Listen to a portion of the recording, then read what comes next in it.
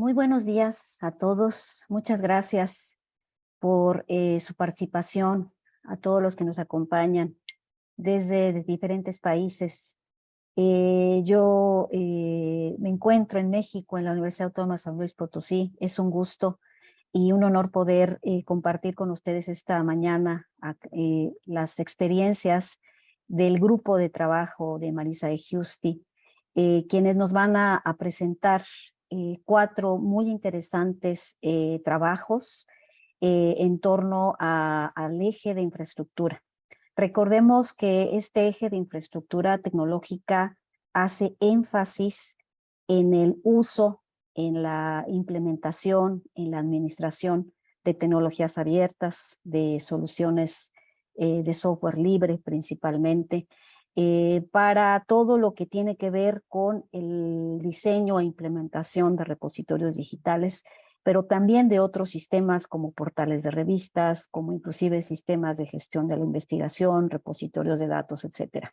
Entonces, bajo este contexto, vamos a iniciar este bloque con la primera ponencia, el primer trabajo, del cual se titula Evaluación de repositorio institucional a través de NDSA Levels, el caso de SIG Digital. Los autores son Santiago Tetamanti, Marisa de Giusti y Ariel Jorge Lira. Nos va a presentar Santiago Tetamanti. Recordemos que tenemos para cada presentación un tiempo de 15 minutos, pidiéndoles, si fuera posible, dejar unos minutos al término de cada una de sus presentaciones para un espacio de preguntas. Y además, al final del bloque, también podremos tener un espacio de comentarios del público. Entonces, iniciamos, por favor, con la primera presentación, que estará a cargo de Santiago Tetamanti. Ellos son de la Comisión de Investigaciones Científicas de la Provincia de Buenos Aires, de la Universidad Nacional de La Plata, del repositorio CEDICI. Bienvenidos y adelante, Santiago. Hola, ¿cómo están todos? Gracias, Rosalina. Bien, bueno, paso a compartir pantalla entonces. Sí, por favor. Bien. Ahí debería aparecer. Perfecto. Sí, adelante. Bueno, bien, mi nombre es Santiago, como bien dijeron. Trabajo en Previce Easy y en el CESGI, el Centro de la Comisión de Investigaciones Científicas, ya hace más de 4 años. Y hoy les voy a contar cómo fue el proceso de evaluación de un repositorio y utilizando la matriz de evaluación de NSA Levels. Esto hoy lo mencionó Marisa un poco. Yo me voy a explayar un poco más sobre qué es bien esta matriz de evaluación y cómo fue el proceso de aplicar esta matriz de evaluación sobre el repositorio de la SIC. Para comenzar, voy a dar un poco de contexto, primero explicar un poco qué es SIC Digital y también qué es NDSA, para que estemos todos con los mismos conceptos. Bien, SIC, es el repositorio de la Comisión de Investigaciones Científicas de la provincia de Buenos Aires, de acá de Argentina. Tiene alrededor de 9.000 ítems en la actualidad y, bueno, ahí en pantalla hay una URL al link del sitio para que puedan ir y chusmear un poco, porque como comentario, hace poco realizamos la migración de eSpace 6 a eSpace 7, es algo que Pablo va a hablar un poco más en la próxima presentación, cómo fue ese proceso. Así que ya se encuentra en la última versión de eSpace y siendo uno de los pocos repositorios que están en esa versión. Bien. Y bueno, ¿qué es NDSA? Es un consorcio de más de 260 instituciones miembros, creado por la Library of Congress de los Estados Unidos, comprometidos con la conservación de la información digital. Lo interesante para esta presentación es que en 2013 ese consorcio crea Levels of Digital Preservation. Es una iniciativa para ayudar a las instituciones a evaluar su sistema de preservación digital, a realizar autoevaluaciones sobre su propio sistema. Este NDSA define una matriz con tareas o acciones que un repositorio debería llevar a cabo para asegurar la preservación digital.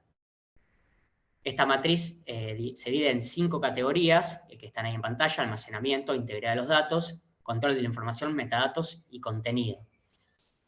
Y estas categorías se dividen en 4 niveles de cumplimiento progresivos, ¿no? Entonces, tenemos tareas por categoría y a su vez tenemos niveles de cumplimiento para esas tareas y para esas categorías.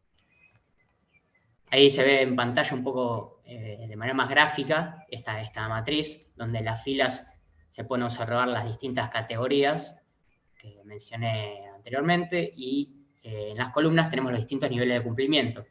Ahí se ven en cada recuadro, están las tareas a realizar para cumplir con un nivel de una categoría específica.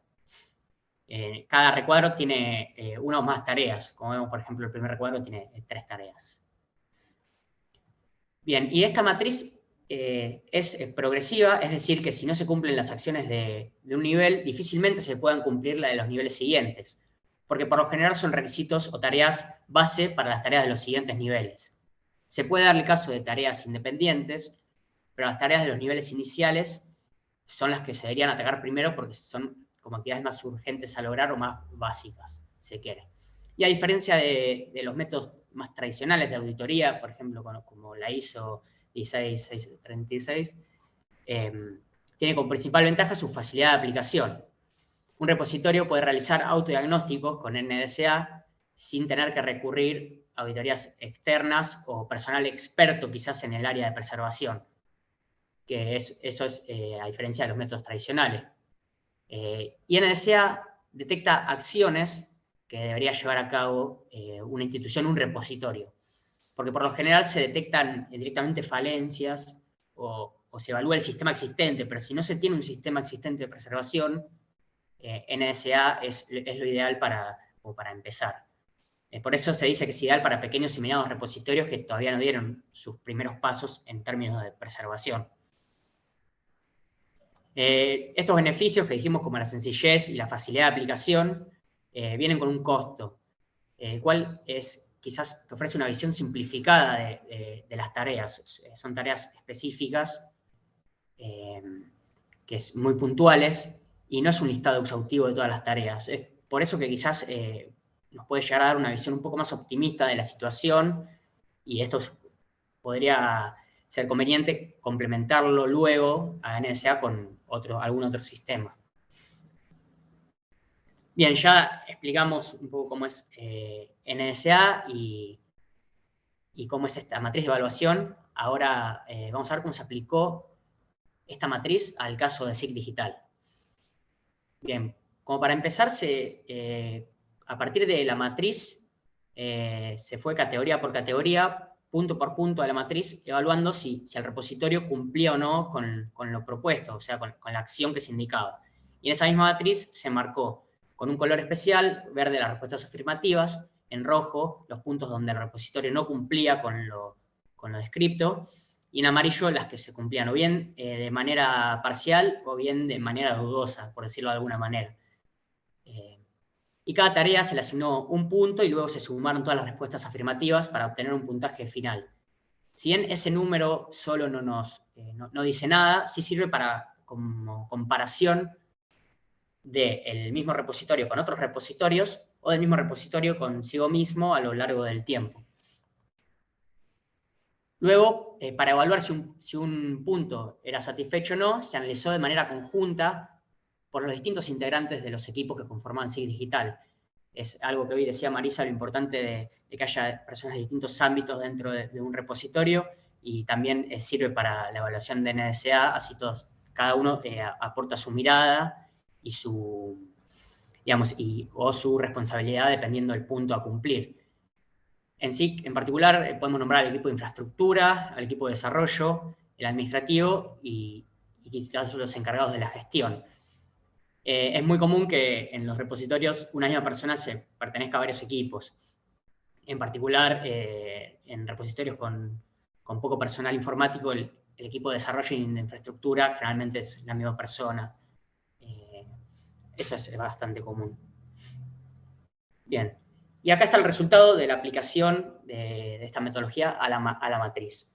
se puede observar que en las primeras dos categorías que están en pantalla, no se cumple, hay varias falencias. Ni siquiera el nivel 1 se cumple en su totalidad. En particular, la parte de almacenamiento, la falencia más importante es en la documentación, y en la integridad, el chequeo de virus impide que se cumpla el primer nivel. Luego, gracias a DSpace y a ciertas políticas, el resto de los puntos sí se pueden cumplir. Ya en las últimas tres categorías, tanto en seguridad de información, metadatos y formatos, el primer nivel se cumple de manera total, pero también hay falencias en el resto de los niveles, en especial en el último.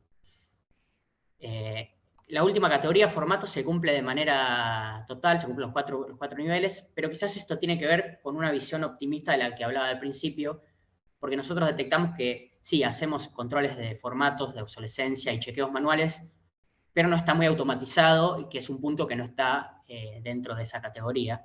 Y nosotros, para eso es buena la autoevaluación, para tener una mirada crítica sobre nuestros propios procesos.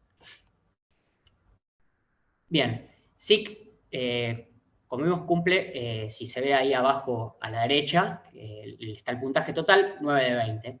Bien, SIC cumple casi con la mitad de las recomendaciones de la matriz, y se ve que el cumplimiento es menor al avanzar los niveles. Al ser progresivo, esto es lógico, los primeros niveles son de más fácil cumplimiento. Y vimos que hay muchas mejoras posibles, hay muchas falencias, entonces se hizo una propuesta de mejora por cada categoría. En particular, es un resumen de la propuesta. La propuesta entera se puede ver quizás en el paper, en el artículo, pero pusimos los puntos más importantes que se analizaron. Para la parte de almacenamiento, todo lo que es documentación y armado un plan de riesgos, y también quizás un plan de preservación para documentar todos los soportes, y con un backup offsite, quizás en la nube, que cumpla con backups de distintos lugares geográficos para distintos riesgos. Para la parte de integridad de los datos, DSpace ya tiene una tarea de curation para el análisis de virus, habría que habilitarla. En la parte de seguridad y metadatos en SIC se detectó una falencia más que nada en la parte de trazabilidad, que es algo que DSpace quizás no cumple tanto. Entonces, lo que se pensó fue crear un bundle de preservación donde se mantengan todas las versiones de los archivos. Y para la parte de metadatos, adaptar un esquema de metadatos de preservación que DSpace no tiene, como premise, a los esquemas de SIG digital, en este caso, ¿no? Quizás premise es un esquema jerárquico, habría que aplanarlo y adaptarlo al esquema de SIG. Y en la parte de formatos, bueno, si bien se cumplían todas las categorías, se propuso que se ejecuten periódicamente tareas para el chequeo de formatos. Bien, una vez ya aplicado la matriz sobre SIG y analizado la propuesta de mejora, podemos concluir que la matriz de NSA es recomendable para repositorios que quizás no tienen los recursos, que no pueden ir a buscar una auditoría externa o aplicar de entrada una auditoría tan grande como la norma ISO u otro sistema de auditoría o TRAC, por ejemplo, ¿no? Por eso se dice que es el primer paso de evaluación en el camino hacia la certificación, y una auditoría o la aplicación de la norma ISO sería como la siguiente etapa a la que apunta un repositorio. La decisión de aplicarlo sobre SIG fue muy acertada porque era un repositorio de tamaño mediano al que nunca se le había realizado ningún análisis en términos de preservación, y ahora tenemos una idea más o menos en dónde estamos parados en ese ámbito, ¿no? SIG cumple gran parte del nivel 1, pero tiene varias falencias, más que nada en el resto de los niveles, especialmente todo lo que era documentación, todo lo que es planeamiento. Quizás se hacen cosas muy esporádicas, muy puntuales en muchas categorías, y habría que quizás planificar y documentar formalmente todo lo que se hace hoy en día, ¿no? Por eso hay mucho para hacer en el corto plazo. Para empezar, se puede armar un plan de preservación, que también Marisa hoy mencionó más temprano, y también de riesgos, para saber qué hacer en caso de alguna falla o de alguna catástrofe, ¿no? Un aumento de las copias de seguridad sería buena idea, y chequeos periódicos de formato son cosas con las que se pueden arrancar y que son realizables al corto plazo. Bien, bueno, eso fue todo. Muchas gracias por escuchar. Muchas gracias, Santiago. Muy interesante y gracias por la administración del tiempo. Tenemos 5 minutos. No veo todavía preguntas en el chat. Les recordamos que pueden enviar sus preguntas a través de la transmisión de YouTube o a través del chat. Tenemos ya aquí una pregunta. Maestro Santiago Tetamanti, es una pregunta de Leticia Ontiveros Moreno. ¿Para cuándo podemos tener acceso a la matriz de autoevaluación? Santiago. Bien, la matriz de autoevaluación para una institución ya está disponible en la página de NDSA. Ahí se pueden encontrar las distintas traducciones de la matriz. En particular la que yo mostré en las primeras diapositivas está en español, que creo que aplica para la mayoría de este congreso. Ahí en la página hay una sección de NDSA, donde es NDSA Levels, y ahí explica cómo la matriz de autoevaluación. Y además, lo que tiene interesante es que hay un índice donde explica los distintos términos que se utilizan en la matriz. Porque a veces la matriz lo que tiene es que no queda muy en claro qué quiere decir con cada uno de los puntos. Entonces es necesario también contar con este índice que provee NDSA para tener más en claro lo que quiere decir cada punto de la matriz.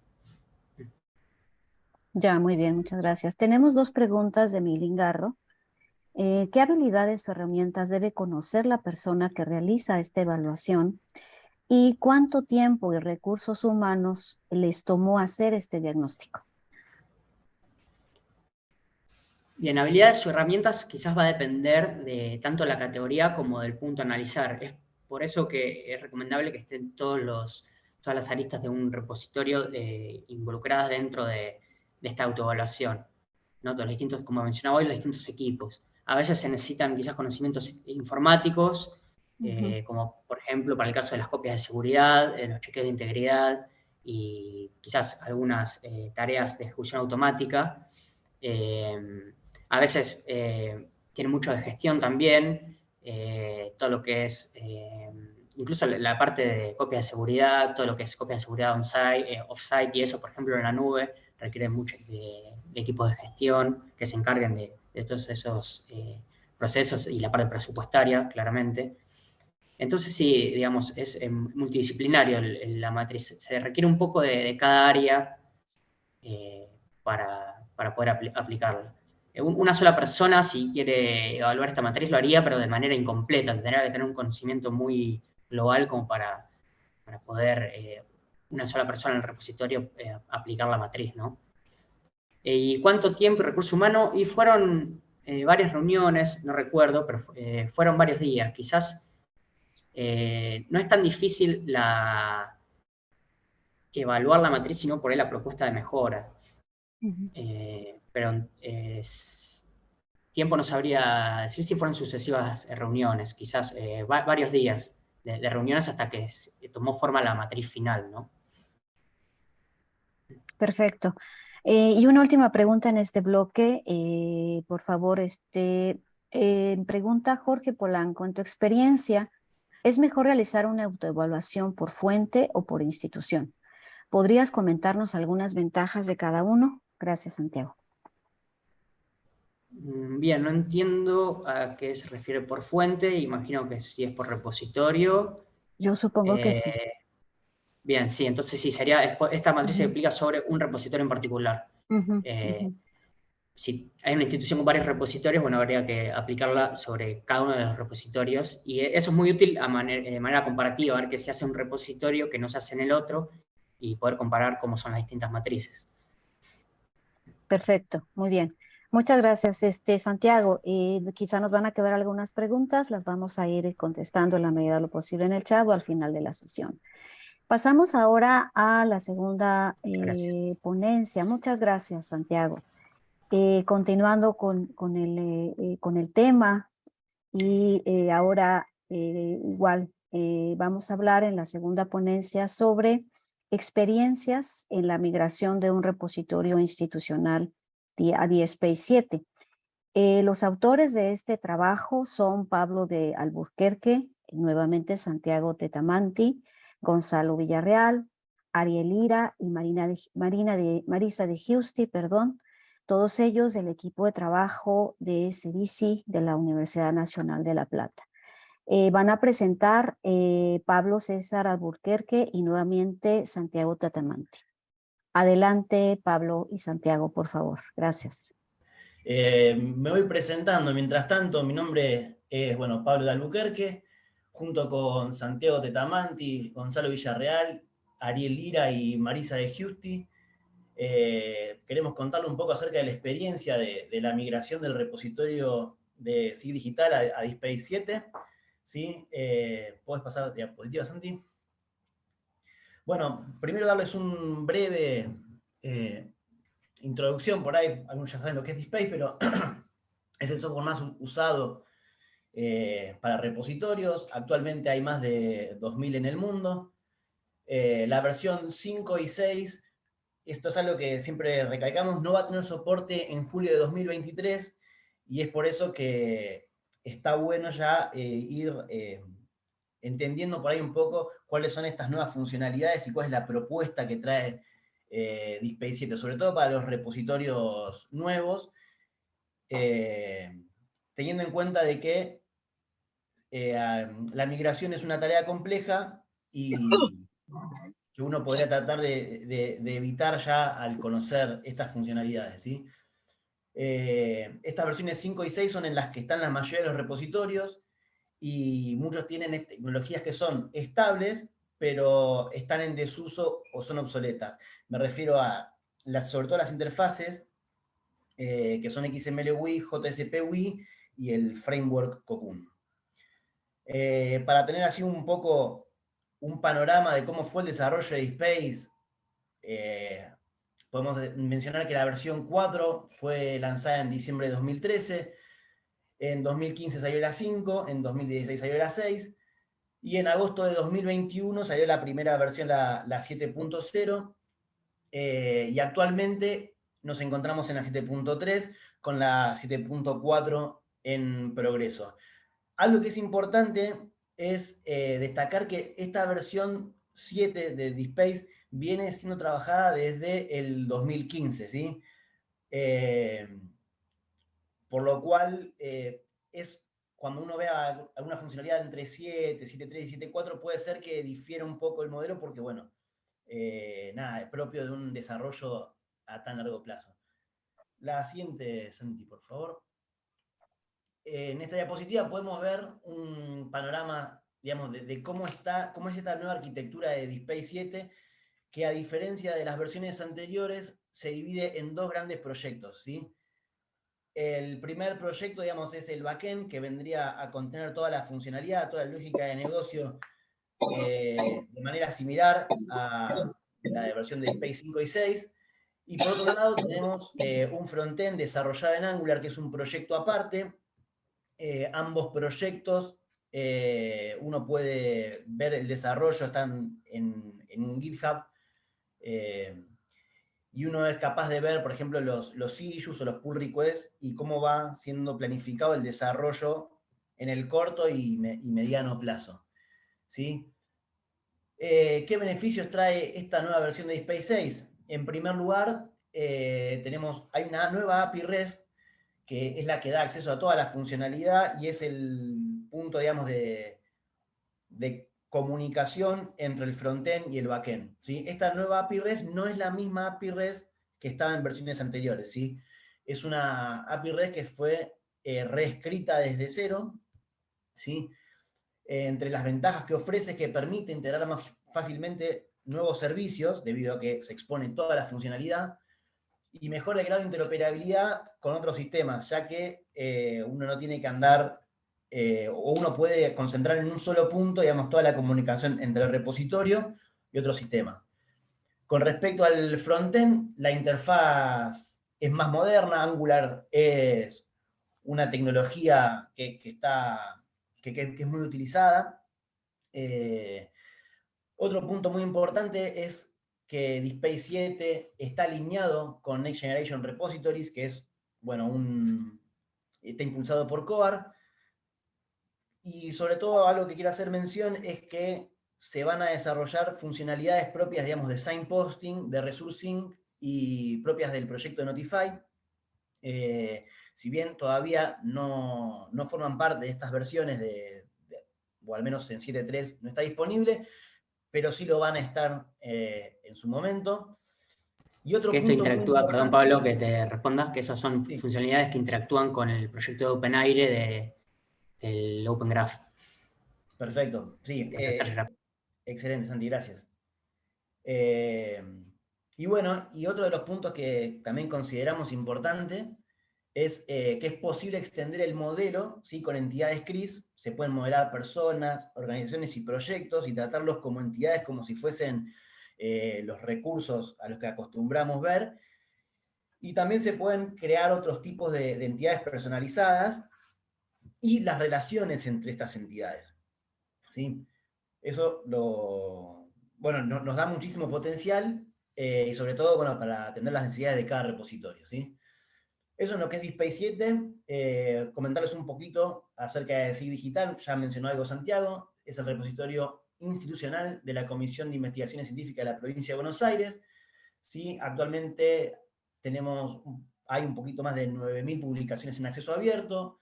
Para comentarles un poco la cronología, en 2014 fue el desarrollo inicial, fue en DSpace 4, en 2015 pasamos a la versión 5, 2016 a la 6, y en 2022 recién pudimos dejar disponibles la versión de DSpace 7.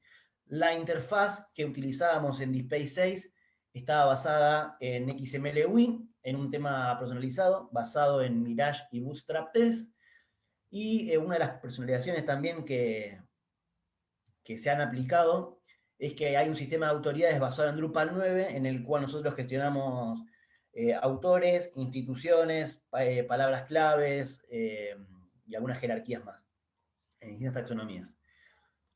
Las estrategias de migración existentes para pasar a un DSpace 7 son dos, al menos estas son las que nosotros pudimos detectar, que es la primera, es actualizar a partir de un merge de los proyectos, lo que significa, digamos, combinar, digamos, el código propio del repositorio con el desarrollo de DSpace. Y la segunda es una instalación limpia, ¿sí? La primera, las ventajas que trae es que uno puede mantener las personalizaciones, y otro punto muy importante es mantener el historial de cambio, ¿sí? Eso consideramos que es muy importante, sobre todo para el desarrollo, digamos, a largo plazo del repositorio. En lo que es la instalación limpia, la ventaja es que, bueno, uno tiene un desarrollo que es desde cero y puede ir construyendo el repositorio a medida que el proyecto de DSpace 7 va avanzando, ¿sí? Y esta elección depende de muchas cuestiones, principalmente sobre la cantidad de las personalizaciones y la complejidad de cada una de ellas, ¿sí? Y por supuesto, bueno, de la capacidad del grupo de trabajo, porque estamos hablando de que hay un nuevo stack de tecnología, ¿sí? Sobre todo con el tema de Angular, que entra en la ecuación ahora, ¿no? Nosotros, con SIG Digital, optamos por tratar de hacer el merge, ¿no? De combinar el desarrollo del repositorio nuestro con el desarrollo de DSpace. Así que la próxima, Santi, por favor. Muchas gracias. Podemos ver tres grandes etapas, ¿sí? La primera fue el análisis de las personalizaciones que ya habíamos hecho en versiones anteriores, ¿sí? Para esto hicimos un relevamiento de cada una de esas personalizaciones, en parte gracias a que teníamos el código versionado, por eso les comentaba que es importante mantener este historial. Y después priorizamos cada una de estas personalizaciones. ¿Para qué? Para en caso de conflicto decidir cuáles eran aquellas personalizaciones que debían estar sí o sí. ¿Sí? La siguiente, Santi. Una vez realizado el análisis de las personalizaciones, pasamos a migrar la parte del proyecto de lo que es el backend, ¿sí? Esto consistió en hacer el merge con el código de DSpace en la versión estable, la más reciente, que creo que ha sido la 7.1. Nosotros tuvimos aproximadamente 300 conflictos que no atacamos uno por uno, sino que fuimos atacándolos de a grupos, ayudándonos un poco con la herramienta de Git y teniendo en cuenta dónde fuimos aplicando cada una de las personalizaciones. Pero bueno, esto es algo que va a depender, como les comenté antes, de cada institución y cómo haya hecho las personalizaciones cada uno. Y una vez que se resolvieron todos los conflictos y que teníamos ya el código, digamos, compilable, por así decirlo, tuvimos que adaptar las personalizaciones para que funcionen, ¿sí? Una cosa es que el código compile y otra cosa es que funcione.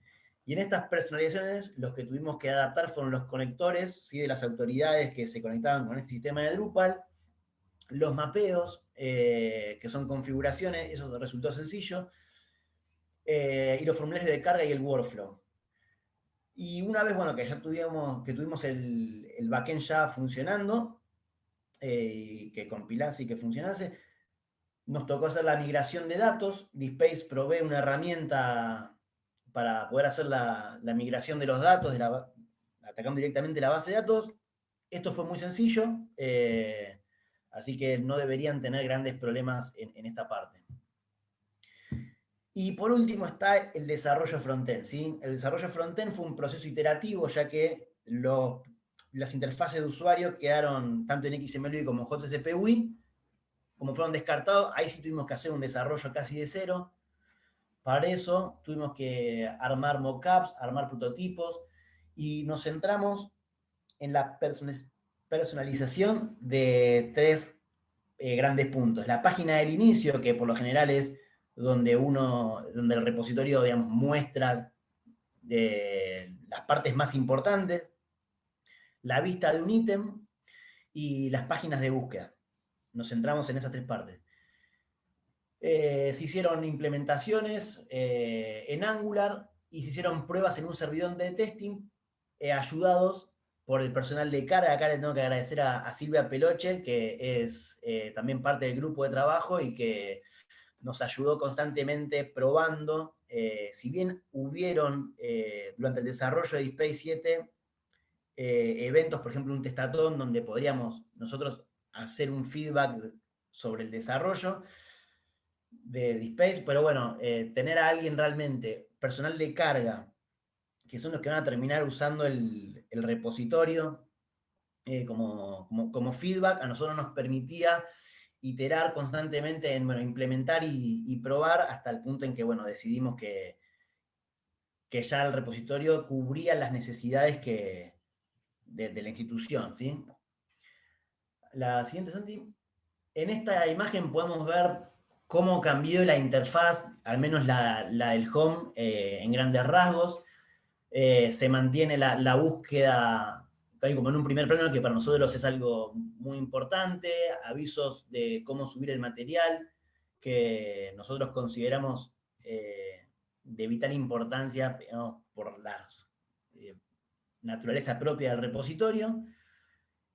Claro, comenta un poquito ahí, Pablo, Sí. que como cambio, digamos, cómo se ve SIG Digital ahora con SIG 7 es totalmente distinto a cómo se ve DSpace, por ejemplo, en la demo.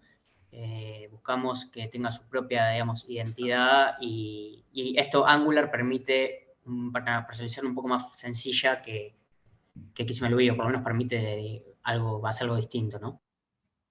Exactamente. Y bueno, pasó a la siguiente, Santi, por favor. Y bueno, y acá una vez ya disponible, habiendo disponibilizado el repositorio, habiendo pasado ya a lo que es producción, podemos comentar acerca de estas posibles estrategias de migración para distintos casos de uso. Para lo que son los nuevos repositorios, nosotros recomendamos que empiecen a amigarse ya directamente con DSpace 7 y las tecnologías involucradas.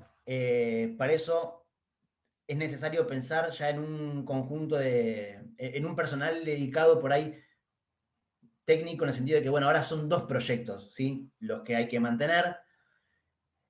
En lo posible traten de evitar una migración en el corto plazo, ¿sí? Porque es una tarea que lleva tiempo, la resolución de conflictos es una tarea también que hay que dedicarle tiempo y en el que se puede llegar a perder cierta funcionalidad. Así que bueno, esa es nuestra recomendación. En el caso de los repositorios que ya existen, que tienen una personalización muy baja, es posible hacer una instalación nueva de DSpace y migrar los datos. Nosotros siempre tratamos de mantener, como les comentaba, el historial de cambios para a largo plazo, en caso de que existan nuevas migraciones o de tener que mejorar ciertas cuestiones, es importante, ¿sí? Y en cuanto a los repositorios de personalización media o alta, podrían seguir un camino similar al nuestro, ¿no? Migrar a partir de, bueno, de un merge, digamos, de esta operación de IT. Y en el caso, bueno, de que sea muy complicado resolver los conflictos propios de las personalizaciones, bueno, no es una mala idea tampoco agarrar una instalación de DSpace 7 limpia y arrancar desde cero, ¿sí? Algunas cuestiones a tener en cuenta, ¿sí? Acerca bueno, de lo que es DSpace 7. Estamos hablando de un stack nuevo, como les comenté anteriormente. Son 2 proyectos, un backend en Java, un frontend en Angular. Esto implica más servicios, más dependencias y una curva de aprendizaje, ¿sí? Que, bueno, que hay que afrontar, ¿sí? De parte del personal existente o del nuevo que haya que ir a buscar en caso de salir a mantener este repositorio, ¿sí? DSpace 7 es un proyecto que aún está en desarrollo, entonces es posible que algunas de las personalizaciones que uno deje de lado sean incorporadas más adelante, así que es importante también estar al tanto de cómo va ese proyecto, porque tal vez uno quiera implementar algo, ¿sí? Que tal vez en el corto plazo pueda llegar a ser disponible. También al ser un proyecto abierto y estar los repositorios de GitHub disponibles, uno puede crear las issues, digamos, puede reportar estos problemas o bien ofrecer soluciones de implementación. Nosotros hemos reportado algunos problemas y también hemos incorporado algunas soluciones. Y bueno, es verdad que tiene problemas, algunas cosas por resolver. Algo que es muy importante en cuanto a la visibilidad, los ítems, las URL de los ítems han cambiado, ¿sí? Antes se utilizaba handle, ahora las URLs están basadas en el identificador de los recursos en el sistema, ¿sí? Por ende, si en cuestiones de visibilidad esto puede afectar o si habían dashboards que utilizaban a partir de los handles, bueno, esto es algo que tienen que tener en cuenta para más adelante.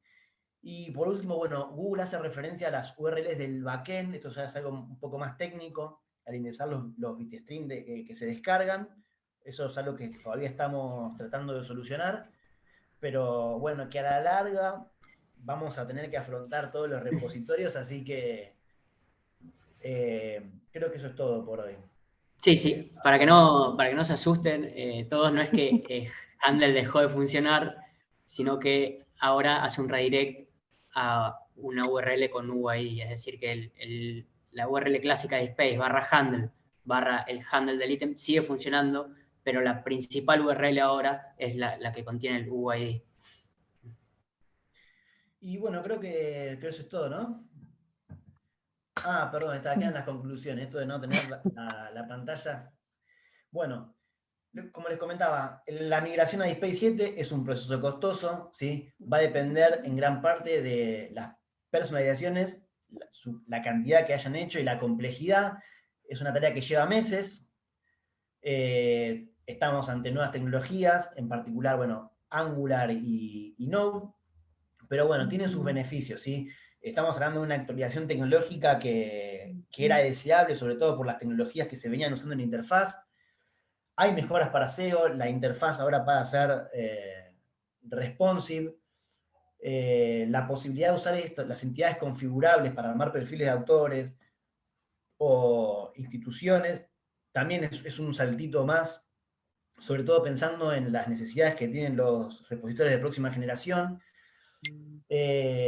Todo esto como lleva a un aumento de la visibilidad, de mejorar la experiencia del usuario, y algo muy importante a lo que vuelvo es esta nueva API REST que se ha desarrollado, ¿sí? El hecho de poder exponer toda la funcionalidad del repositorio en un solo punto, bueno, hace que la interoperabilidad sea un proceso tal vez más sencillo, ¿sí? Bueno, agradecerles, espero haber estado bien de tiempo, porque no tengo un cronómetro a la vista, pero bueno. Sí, Pablo, muchas gracias. Pues sí, sí nos pasamos unos minutitos, nos comimos los minutitos de las preguntas, pero vale la pena, muy interesante. Hay preguntas, hay comentarios, hay felicitaciones. Yo solo quisiera resumirlo en lo que yo también comparto con los compañeros, compañeras que han comentado en el chat. Felicitarlos por el trabajo, es algo que en más de una institución hemos buscado o estamos buscando la forma de cómo hacerlo. Es un proceso bastante complejo y sobre todo porque son tecnologías que son algunas de ellas emergentes, todavía no hay una estabilidad como la quisiéramos para poder hacer toda esta integración. Entonces, felicitarlos por el trabajo y pues pedirles de favor que nos puedan apoyar contestando los comentarios y preguntas a través del chat. Muchas gracias, Pablo. Muchas gracias, Santiago. Continuamos ahora con la tercera ponencia de este bloque, que se titula Web ID como base para el desarrollo de una marca personal en repositorios institucionales. Nuevamente, los autores de este trabajo son Pablo de Alburquerque, Gonzalo Villarreal y Marisa de Giusti. Y la presentación, si estoy bien, será a cargo de Pablo César. Adelante, Pablo, y muchas gracias. Bueno, como acá estoy de vuelta, les quería comentar acerca de esta presentación, va acerca de una tecnología que se llama Web ID, ¿sí? Y que nos va a permitir desarrollar un poco más la marca personal en los repositorios institucionales y darle un poquito más de descentralizar un poco lo que es la descripción de los autores, ¿sí? El objetivo de esta presentación es, bueno, describir mecanismos y protocolos que puedan brindarle a un investigador estos 4 ítems, ¿no? Lo primero es la posibilidad de crear un perfil gestionado por él mismo, en un espacio propio y con la capacidad de exponer esos datos a otros sitios, ¿sí? Esto podría llegar a ser la base para el desarrollo de una marca personal en entornos académicos, debido a que es el investigador, ¿sí?, el que tiene la capacidad de gestionar esos datos, ¿sí? La siguiente, Santi. Bien. Cuando hablamos de identificadores de autores, ¿sí?, los investigadores suelen identificarse en la web a través de servicios controlados por terceros, ¿sí? Estos servicios prometen persistencia, ¿sí? Prometen también procedimientos en caso de que en un futuro dejen de brindar el servicio, y también deciden la manera en la que se gestionan y la que se exponen los datos de los usuarios, ¿sí? Entre los más conocidos tenemos el Researcher ID, Orca ID, tenemos también Scopus y Google Scholar.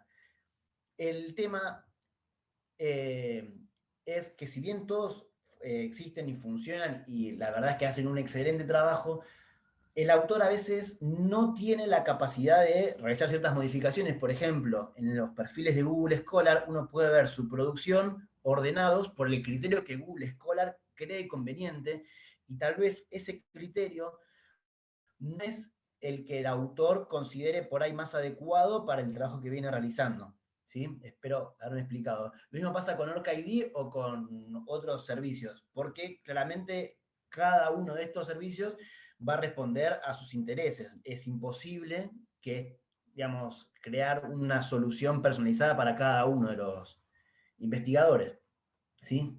Así que la siguiente diapositiva.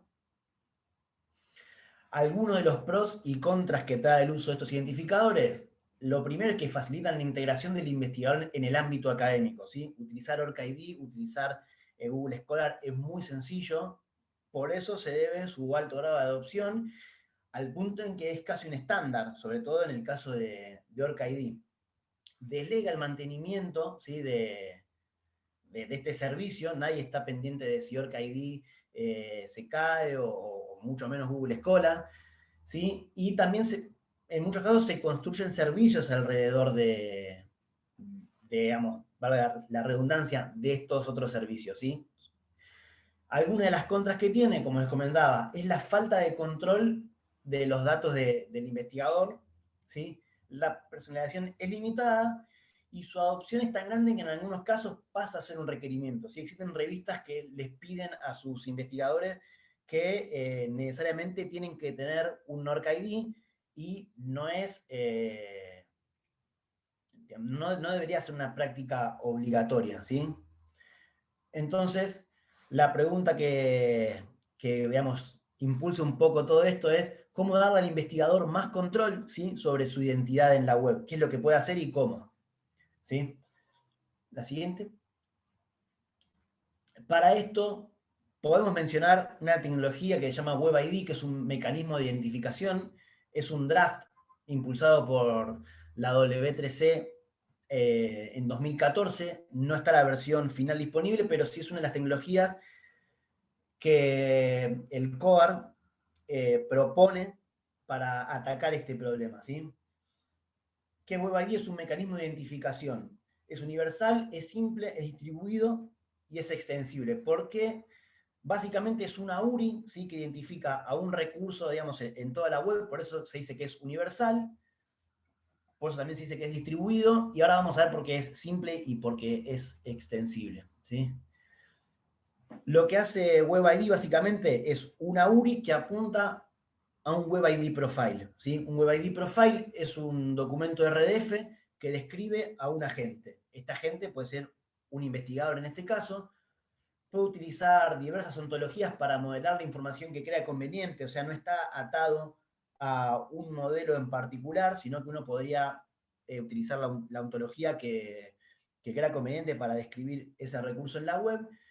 Y algo que es muy importante es que pueda almacenarse en el propio servidor web de la gente, digamos, a describir. En este caso, lo que podemos ver, pues, vuelve un cachito, Santi, espero no marearlos con este documento RDF, pero se está describiendo a una persona que está con el numeral y mi, ¿sí? Esta persona tiene una propiedad, dice FOAF name, se llama Juan y tiene, el apellido es González, y tiene un mail que se llama user@example.com, ¿sí? Es muy sencillo.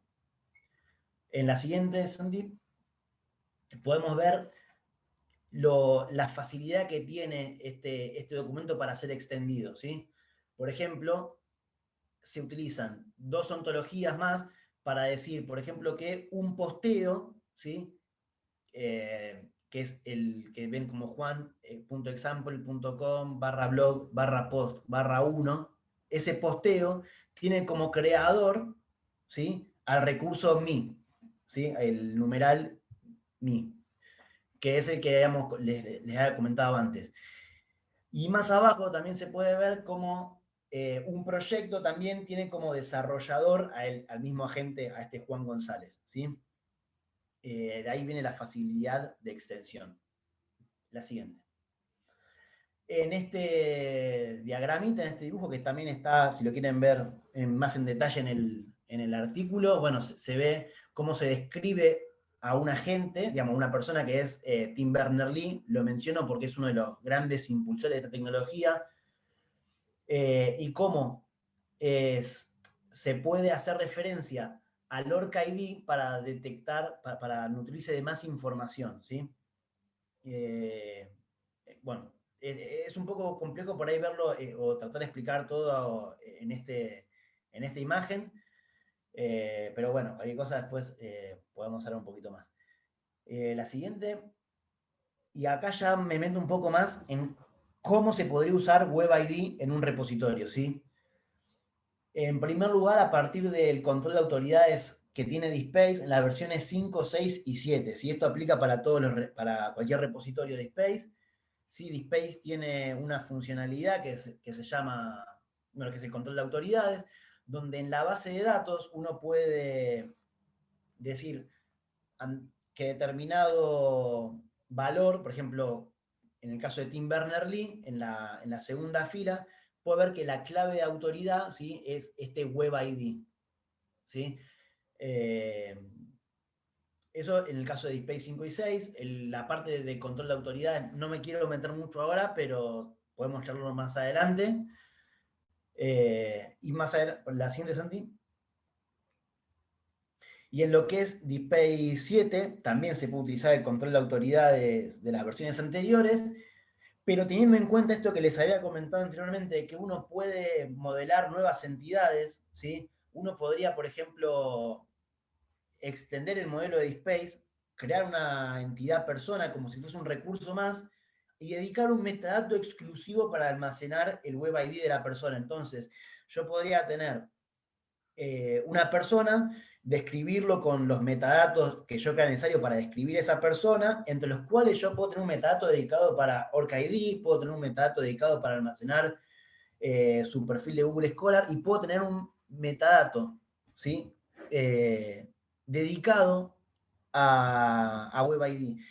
¿Y qué es lo que cuál es la ventaja de esto? Es que el WebID está en control del investigador, ¿sí? Ese por ahí es lo que me gustaría que se lleven, ¿sí? La siguiente, Sandy. En las conclusiones, bueno, el uso de WebID en un repositorio no es algo que es muy importante, no es un reemplazo de otros identificadores, ¿sí? Es un complemento. La idea es darle más control de sus datos al autor. La idea es que el repositorio utilice el WebID Profile como una fuente de datos aún más confiable, teniendo en cuenta que es el propio investigador el encargado de mantenerlo, y se puede reutilizar en otros sistemas, ¿sí? El repositorio puede ser portales de revista también pueden consultar, porque ya al hecho de modelar en RDF, ¿sí? Hace que uno, bueno, pueda disponer de esa información en cualquier otro servicio. Obviamente si bien es un draft, OrcID no dispone de una API donde también presenta su información en RDF, si bien la persona no tiene control, pero digamos, el enfoque es muy similar, ¿sí? Lo que acá, la diferencia más grande que podemos encontrar es que el control lo tiene el autor, ¿sí? Y que uno puede modelar a partir de las necesidades o del autor o de la institución, ¿sí? A partir de distintas ontologías. Bueno, eso, espero haber sido claro. Bueno, muchas gracias. Muchas gracias, Pablo, por nuevamente compartirnos su experiencia con este trabajo, que también es muy interesante y complementa muy bien todo lo que hemos venido viendo de lo que nos han presentado relacionado con la gestión de los repositorios en este tema ahora de los identificadores digitales persistentes. Por cuestiones de tiempo, les voy a pedir de favor que nos ayuden a contestar las preguntas que nos han hecho por el chat, y también de parte de Marisa, que ella nos comenta y nos colocó en el chat el correo al cual pueden ustedes enviar sus preguntas, sus comentarios. Está colocado en el chat, info@cedici.unlp.edu.ar. Les reitero, lo pueden hacer por el chat, pueden contactarlos a través de este correo para que les envíen todas sus preguntas y comentarios.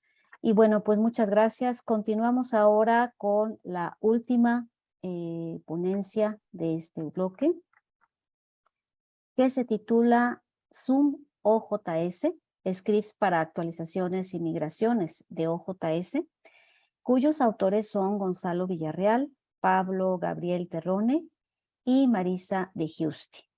La presentación estará a cargo de Pablo Terrone y de Gonzalo Villarreal. Adelante, Pablo. Gracias. Muchas gracias, Rosalina. Bueno, buenos días, ¿cómo están? Soy Pablo Terrone y voy a presentar con Gonzalo Villarreal. Les vamos a mostrar Zoom OJS, un script que hicimos para migraciones y actualizaciones de OJS. Lo primero que hay que hablar es lo que nos impulsó a hacer esto. Nuestro trabajo nos encontrábamos frecuentemente con varias actualizaciones de instalaciones de OJS, y notamos que ese proceso se podía agilizar y automatizar un poco. Para empezar hay que hablar un poco de lo que es el proceso de actualización de OJS. Hay que destacar que es manual, a diferencia de sistemas como WordPress, por ejemplo, donde las actualizaciones se hacen simplemente con un botón, podemos pasar a la nueva versión. En OJS las actualizaciones se hacen de forma manual. Necesitamos entrar generalmente a la línea de comandos y ejecutar ciertas tareas, como puede ser levantar la base de datos, preparar el servidor, entre otras cosas. También no todas las actualizaciones son iguales. Obviamente, cuando tenemos que actualizar entre versiones más lejanas, el proceso es mucho más complejo, ya que eso puede requerir generalmente que instalemos nuevos servicios o que reconfiguremos los que ya teníamos instalados en nuestra versión. Bien, como dije recién, no siempre el proceso va a ser igual. A veces puede llegar a tardar algunos minutos o puede llegar a tardar hasta muchas horas.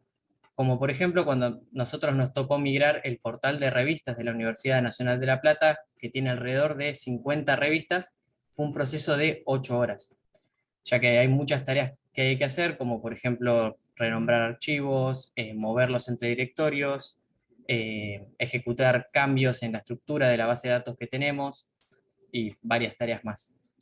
También es importante destacar que no hay checkpoints o puntos de guardado en estas actualizaciones, sino que si se produce algún error o alguna falla, tenemos que volver a iniciar el proceso.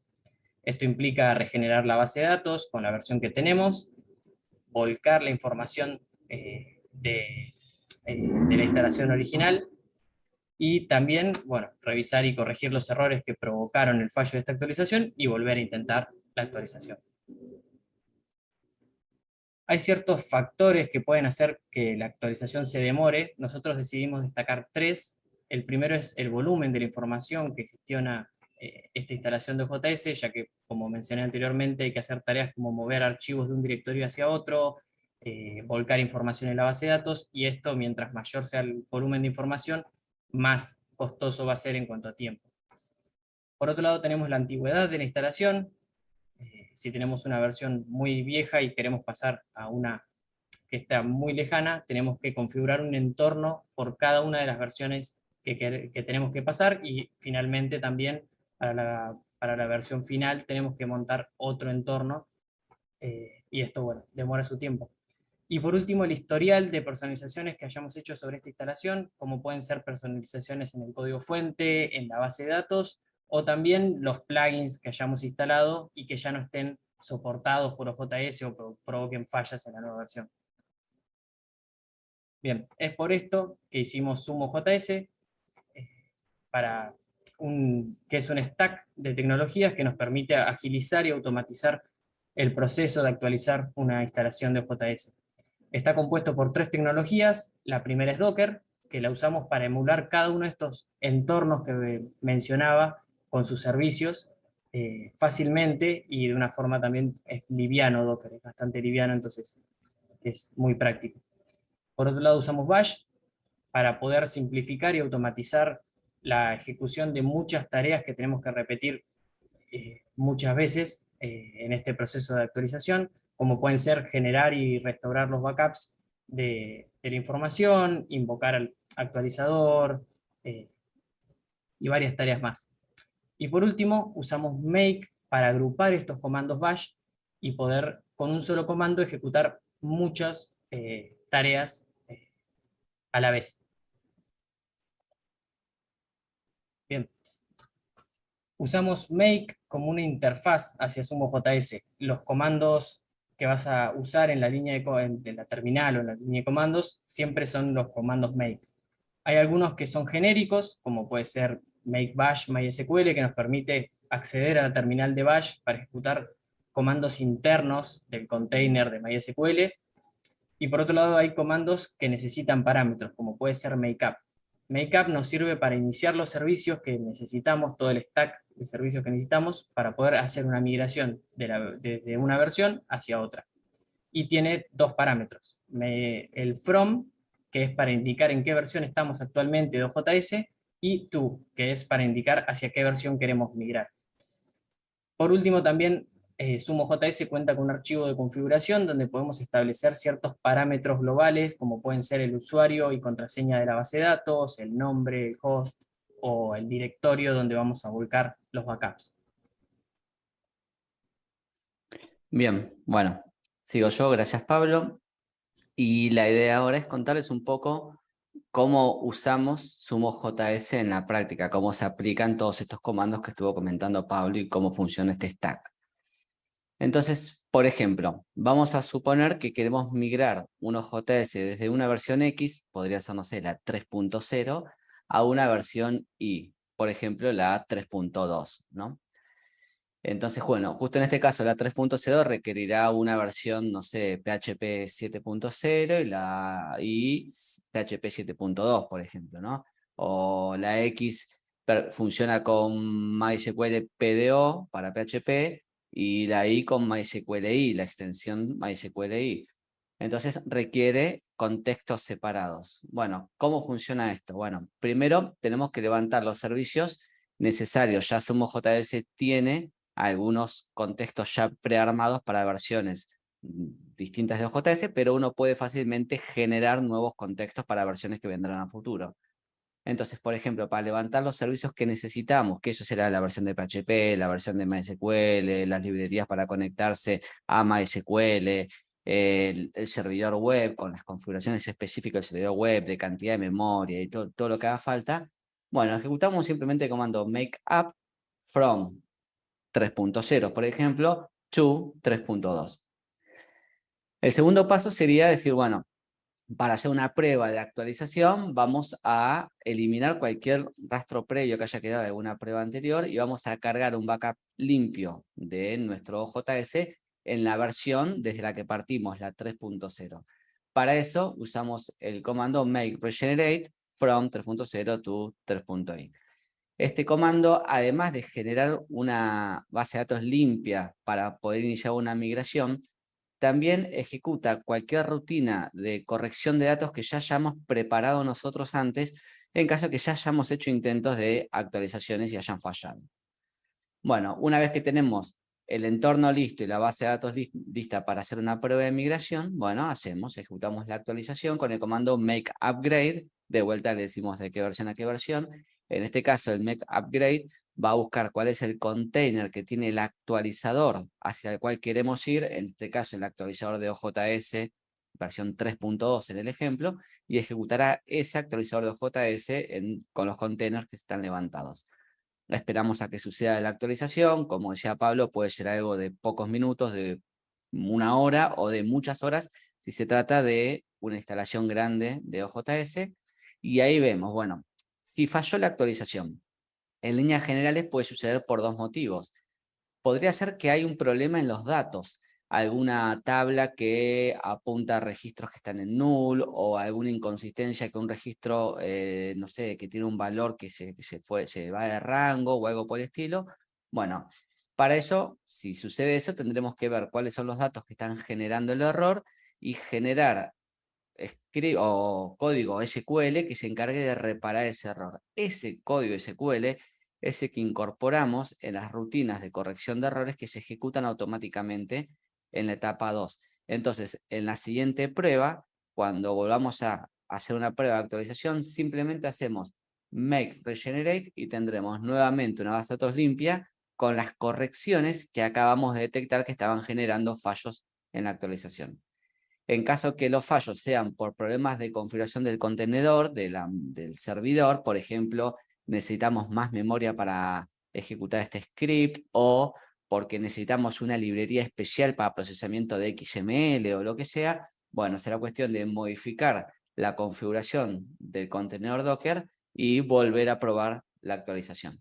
Bueno, sea lo que sea el motivo de la falla, volvemos al paso 2 y volvemos a repetir e iteramos entre los pasos 2, 3 y 4 hasta que la actualización funciona sin errores. Esto básicamente es lo mismo que uno hace cuando actualiza JS a mano. La diferencia es que con esto uno automatiza en 2 o 3 comandos toda esta repetición de tareas constante y minimiza mucho la tasa de errores. Y cuando esto ya funciona bien, uno ya se puede hacer un backup de su base de datos con el comando make backup. y ahí tengo la base de datos que ya tengo actualizada, lista en la versión I, que me permitía ponerla en producción en el servidor real. Acá tenemos, por ejemplo, 3 capturas de pantalla de cómo se ejecutan estos comandos y cómo se ven estos comandos en funcionamiento. Por ejemplo, el comando make up, que le indico las versiones, se ve, por ejemplo, que levanta aquí containers para pasar de unos JS a otro, los va levantando, e indica, bueno, vamos a ir de tal versión a tal versión. Por ejemplo, el comando make regenerate, lo que hace, por ejemplo, es avisa, bueno, voy a borrar la base de datos que había y me pregunta, ¿estás seguro que desea borrar la base de datos? Obviamente esto es en un entorno de prueba, uno no hace esto en el servidor real, pero es lo que les explicaba hoy, elimina cualquier rastro previo de datos para iniciar una prueba de actualización limpia, sin datos rotos. Y por ejemplo, un comando que usamos mucho, el make bash PHP o make bash MySQL, que me permite entrar a uno de estos entornos de ejecución, por ejemplo, el contenedor que tiene el servidor MySQL, porque necesito hacer alguna tarea sobre ese servidor, alguna consulta, buscar algún dato que falló, lo que sea. SumoJS también levanta el servicio PHPMyAdmin en caso que quiera hacer muchas consultas o hacerlas más interactivas. Y por último, a modo de cierre, acá les mostramos algunos casos en los cuales usamos SumoJS en la realidad, en revistas reales. Por ejemplo, el caso de la revista Ameguiniana, de la Asociación Argentina de Paleontología, que tiene una revista, pero que tiene varias décadas. Es una revista muy grande. Y venía de una versión 2.4.8.3 y la pasamos a la versión 3.2. Esto se hizo el año pasado. Fue una migración que tomó cerca de 1 hora la ejecución, pero con esto hubo muchos intentos de ejecución hasta que dejó de fallar, pero funcionó. Por ejemplo, con la revista PAPA, la revista de publicación electrónica también de la Asociación Argentina de Paleontología, pasamos primero de la 2.4.8 a la 3.2 y más adelante pasamos de la 3.2 a la 3.3. Esta segunda migración fue muy sencilla, como les comentaba Pablo hoy, cuando las migraciones son entre versiones cercanas es menos problemático. Por ejemplo, para la revista de la Asociación Geológica Argentina o para el portal de las revistas de la Asociación Geológica Argentina, teníamos 5 revistas, pero de una versión muy anterior de OJS. Entonces tuvimos que generar un entorno explícito que permite emular un PHP muy viejo con una versión de MySQL muy particular que funcione con la versión desde la que partíamos y llevamos a la 3.2.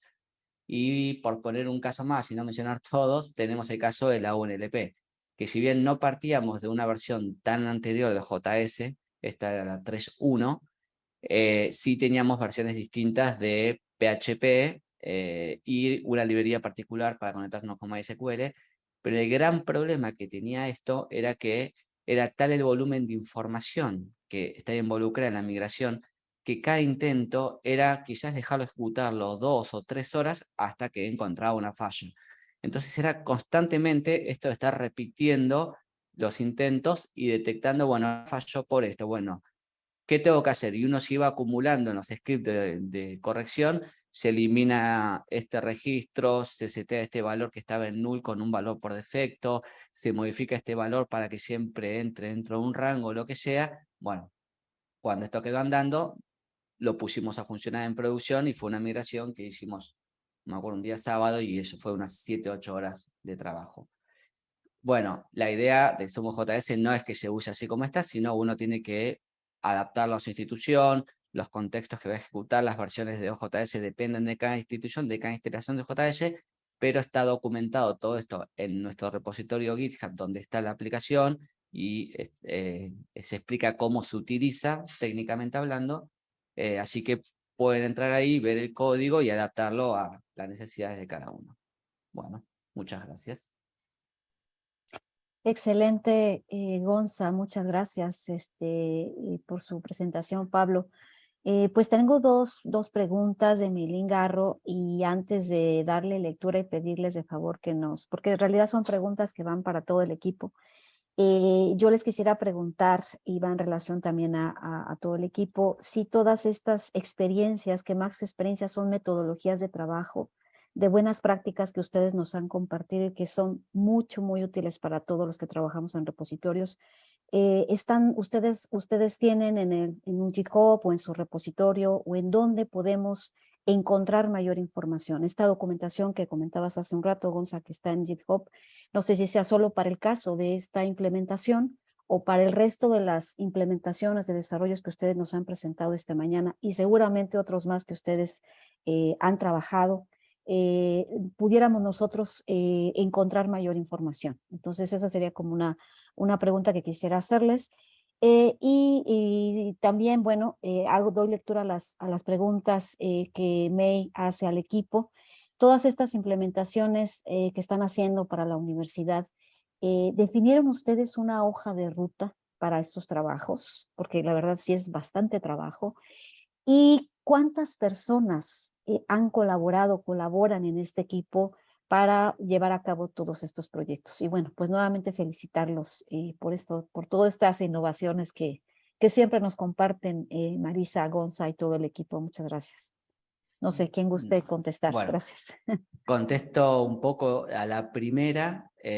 Nosotros tenemos el repositorio en GitHub/cdici que tratamos de compartir ahí todos los avances, todo lo que es público. Obviamente tenemos desarrollos privados que son cosas más internas nuestras, pero todo lo que es público está ahí. Generalmente ponemos algo de documentación y también tenemos, bueno, en YouTube, el canal de YouTube de cdici, hay también varios videos donde se explican cosas nuestras.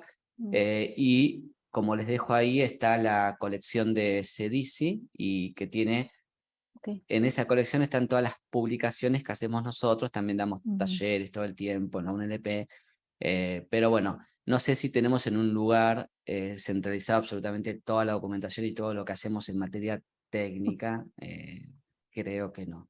Y, bueno, y ahí está compartiendo Pablo, SIG Digital, dice que también tiene su propio GitHub, es verdad, que bueno. Y son tenemos los también, desarrollos con la CIT. a ver si se escucha, hay una wiki también en cdici, en el GitHub de cdici, que ahora está pensado más que nada para 5 y 6. Para 7 todavía nos estamos amigando, pero estamos tratando de generar documentación, digamos, de esto que es muy reciente. Y después también vi, perdón, ya quería responder por el chat, pero se me hacía muy largo una pregunta de mail acerca de WebID. No sé si estamos con tiempo Sí, adelante, Pablo, por favor, gracias. Bien, perfecto. Había una pregunta sobre mailing acerca de la implementación en el repositorio. Todavía no existe la implementación ¿sí? de WebID. Sí tenemos este sistema de, nosotros los autores en SIG Digital y tanto en cdici los manejamos en un Drupal en el que solo puede editar el personal de cdici y de SIG. Y los repositorios se comunican a través de una API con este Drupal. Sí, y las autoridades, lo que yo les he mostrado como las claves de las autoridades, que es lo que termina, la referencia, digamos, de este autor, se termina almacenando en la base de datos, hace referencia a este Drupal. Ahora, WebID podría ser, es como un camino, digamos, en el que se puede empezar a abrir un poco más el juego para que no sea el propio digamos, no sea el personal de la institución el que tenga que andar controlando en un Drupal si la información está bien, sino que, bueno, es que es una tecnología que nos va a permitir implementarlo por ahí un poco más adelante y sobre todo teniendo en cuenta ahora que DSpace 7 está mucho más desacoplado, no hay una implementación concreta, a esto quiero ir, pero a partir de la migración es posible empezar ya a planificar un desarrollo sobre WebID u otras tecnologías, ¿sí? Repito, WebID es un draft, todavía no hay nada concreto, sí hay algunas aplicaciones más allá de los repositorios, pero bueno, nada, es un poco las consecuencias, digamos, de esta migración a DSpace 7 y este nuevo cambio de paradigma de los repositorios. Así que, bueno, espero haber sido claro. Contesto brevemente las dos cositas que quedaban pendientes que consultó Alina. Respecto a si tenemos una hoja de ruta, tenemos una hoja de ruta más genérica, sabemos un poco hacia dónde queremos ir, cosas que nos sacan el sueño es cómo obtener siempre mediciones de lo que se publica, cómo generar métricas transparentes, cómo obviamente ofrecer servicios modernos. Pablo hoy habló varias veces de Next Generation Repositories. Nosotros estamos pensando siempre en cómo podemos llevar a la versión última de 10PS, a la versión última de OJS. Eso es un poco, en líneas generales, a lo que siempre tratamos de apuntar, de mantener los servicios no solamente desde el punto de vista del software moderno, sino de servicios actuales. Pensamos en gestión de datos, de vuelta, mucha medición todo el tiempo. Lo que no tenemos es una hoja de ruta muy finita, porque como la parte tecnológica cambia mucho, uno se tiene que estar adaptando todo el tiempo. Entonces uno no puede definir, bueno, quiero durante 5 años dedicarme a esto. Es complicado. Y desde el punto de vista de cuántas personas, bueno, en el caso aquí de revistas, estamos, bueno, yo soy el responsable técnico, Pablo que me da una mano con varias cuestiones de gestión de software, y yo tengo también a Dolores, a Lola para los amigos, que es quien me dio una mano grande con todo esto, porque yo iba haciendo pruebas, le pedía a Pablo que miraba cosas, y Dolores era la que verificaba esto no anduvo, esto sí anduvo. El equipo básicamente pasa por ese lado, no hay mucha más gente. Perfecto, Gonza, muchas gracias. Y pues bueno, le damos la palabra a Marisa, que es la No, líder y era, directora de este gran equipo de trabajo. Adelante, Marisa. no, más que nada era para comentar como un lineamiento general del quehacer. Es como que nosotros, dentro del grupo, que es muy grande, que está organizado, me sirvió mucho lo que dijo Gonzalo recién, por actividades. Hay un grupo que trabaja con lo de revistas, un grupo que trabaja la parte de congresos, sitios web, un grupo que trabaja Previ-Cedici, que trabaja Cedici, un grupo que trabaja otras cosas que se hacen en Previ, desarrollos para afuera y demás. Entonces, dentro de cada grupo siempre hay alguien que se responsabiliza por ese grupo, y el paraguas de lo que hacemos un poco responde también a un paraguas institucional.